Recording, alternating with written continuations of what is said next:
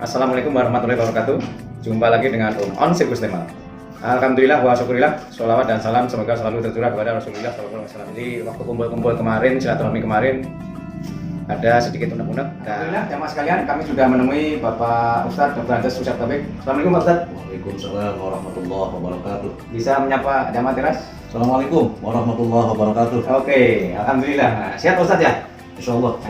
Jadi gini Pak Ustadz, ini ada titipan pertanyaan dari jamaah teras. Bahasanya kan ada kemarin waktu silaturahmi ada yang berbadan sedikit gemuk gitu. Kemudian yang satunya lagi badannya sedikit kurus gitu. Pada saat ngobrol sambil berkelakar, ketika sholat yang gendut sama yang kurus ini ternyata berbeda gitu. Sholatnya sama gitu. Berbedanya ketika sujud. Apakah lutut dulu atau tangan dulu? Nah, sambil ngopi kemarin jamaah teras ada sedikit unek dan akhirnya kami sampaikan kepada Bapak Ustadz Taufik. Katakan Pak Ustadz. Terima kasih. Pertanyaan yang sangat baik sekali karena ini menyangkut kegiatan pelaksanaan ibadah yang rutinitas, khususnya yaitu sholat. Bagaimana kita ketahui, sholat adalah diwajibkan kepada umat mukmin yang waktunya telah ditentukan. Berkaitan dengan sholat, pertanyaan dari jamaah teras khusus di dalam masalah sujud. Apakah waktu sujud itu yang didahulukan tangan dulu atau lutut dulu? Berkaitan dengan itu, ada salah satu hadis yang diriwayatkan oleh Imam Bukhari dan Imam Muslim. Umirtu an asjuda ala sab'ati a'dhamin ala jabhatin wa asaru biyadihi ala anfihi wa yadaini wa rukbataini wa atrafil qadamaini. Rasulullah bersabda bahwa aku diperintahkan untuk bersujud kepada 7 anggota. Yang pertama, jabhah. Jabhah itu adalah jidat. Ada dijelaskan dalam satu kitab, jabhah maksufah, yaitu jidat yang terbuka. Jadi terbuka, jangan terhalang oleh benda. Ini terbuka, harus dibuka agak gini nih, gitu ya.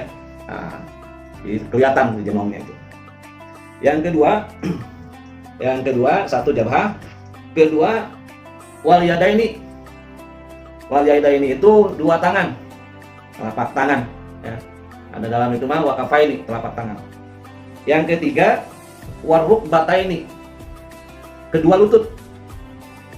Yang ketiga, wa atrofil qadamaini, jari-jari kaki. Nah, hadis ini menjelaskan bahwa bagi orang yang selamat atau sehat, ya, sehat badannya, maka harus anggota sujud itu jidat, kedua telapak tangan, kemudian kedua lutut, dan jari-jari 2 kaki gitu.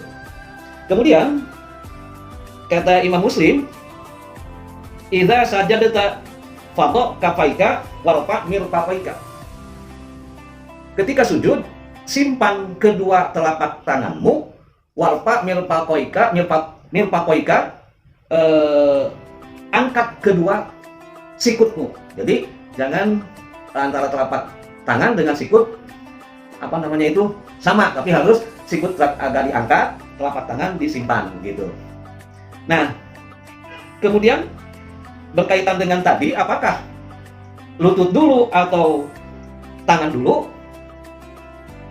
Idza sajadta ahadukum fala yabruk kama yabrukul ba'iru wal yadhu yadaihi qabla rukbataihi.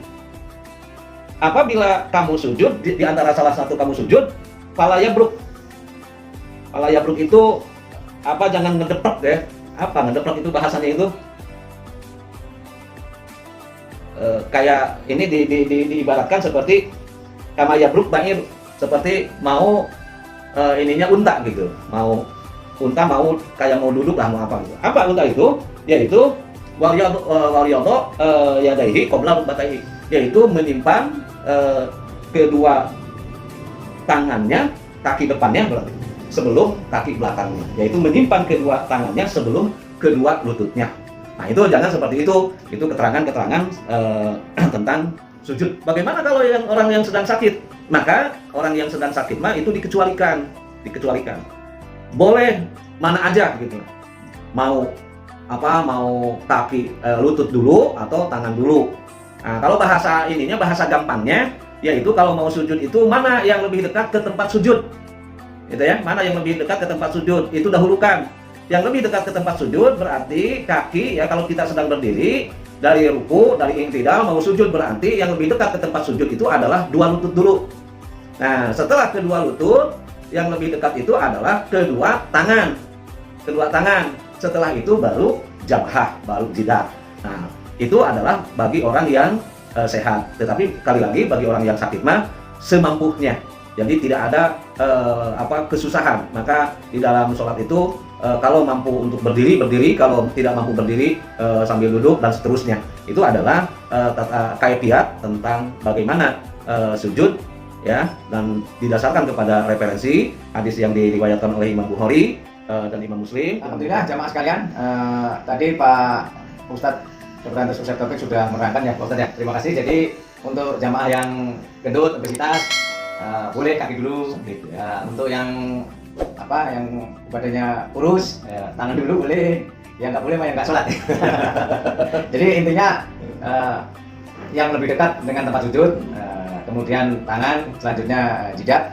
Apabila jamaah teras yang obesitas kesusahan dalam bersujud ya, yang penting tidak mengganggu kesehatannya. Iya. Ya, rekomendasi dokter wajib diikuti, dan yang lebih wajib lagi adalah sholatnya ini. Betul. Jadi mudah-mudahan bermanfaat dan tidak ada lagi jamaah teras yang ragu-ragu, baik yang badannya gendut ataupun yang badannya kurus, semua sama tetap sholat bareng-bareng. Demikian. Wassalamualaikum warahmatullahi wabarakatuh. Waalaikumsalam warahmatullahi wabarakatuh.